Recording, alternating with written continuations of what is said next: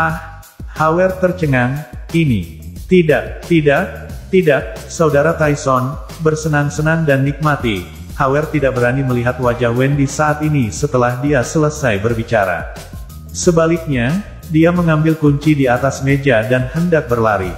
Howard, Anda bajingan. Wendy gemetar karena marah.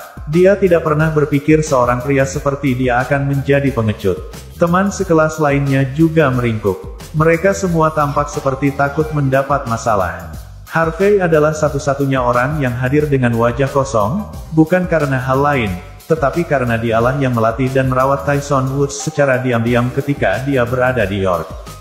Tyson telah berada di jalanan pada usia muda. Dia tidak punya uang dan kekuasaan. Dia hampir dibacok sampai mati di jalanan beberapa kali.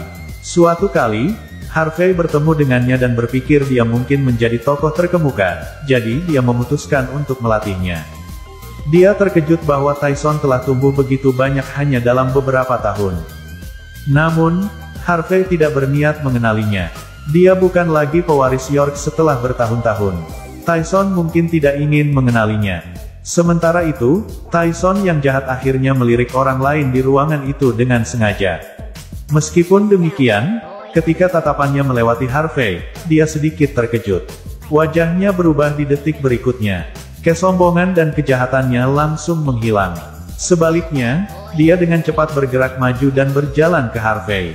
Dia membungkuk dan berkata dengan suara rendah, "Tuan, saya tidak tahu bahwa Anda ada di sini. Maafkan aku." Semua orang di kamar pribadi terkejut saat ini. Tyson yang sangat arogan yang bisa dengan mudah membiarkan mereka mati sekarang berdiri di samping Harvey dengan hormat, seperti seorang siswa yang sedang diajar oleh seorang guru. Bahkan bawahan Tyson terkejut. Bos mereka selalu tak kenal takut dan kejam. Dia tidak pernah begitu menghormati seseorang. Harvey adalah satu-satunya yang tetap tenang dan tidak menunjukkan ekspresi. Sudah lama, Harvey menghela nafas setelah waktu yang lama. Dia kemudian menepuk bahu Tyson. "Biarkan saja mereka pergi, mereka semua adalah teman sekelas saya. Ya, aku akan melakukan apapun yang Anda katakan, Pak. Aku akan membiarkan mereka pergi. Keluarkan mereka dari sini. Aku akan senang untuk mengejar ketinggalan dengan Anda, Pak. Jangan biarkan mereka mengganggu kita." Tyson sangat bersemangat. Segera, teman sekelas dengan ekspresi aneh itu semua ditendang keluar. Di luar Platinum Hotel, semua teman sekelasnya terkejut. Shirley bahkan bergumam, "Saya tidak berharap Harvey membantu kami. Tapi bagaimana dia tahu pemilik Platinum Hotel?" Wendy juga berbisik, "Apakah kita salah menyalahkannya? Dia mungkin cukup mampu dan sukses juga. Bagaimana kita bisa salah?" Howard bingung saat ini. Dia memalukan malam ini. Dia harus memulihkan citra dan reputasinya. "Aku tahu, Harvey pasti penipu. Dia telah berkolusi dengan Hotel Platinum ini sejak lama dan ingin menggertak uang semua orang," kata Howard dengan getir. Shirley mendengus. "Jika dia menginginkan uang Anda, mengapa dia membiarkan Anda pergi?" "Itu karena dia tahu bahwa saya akan memanggil polisi. Jadi, dia takut." "Ya, kalau tidak, bagaimana hal-hal bisa diselesaikan dengan mudah?" "Harvey, bajingan ini belum berakhir." Howard marah. Teman sekelas lainnya saling memandang dan merasa masuk akal. "Ya, ini belum berakhir. Harvey, menantu yang tinggal di rumah bahkan menggertak teman-teman sekelasnya.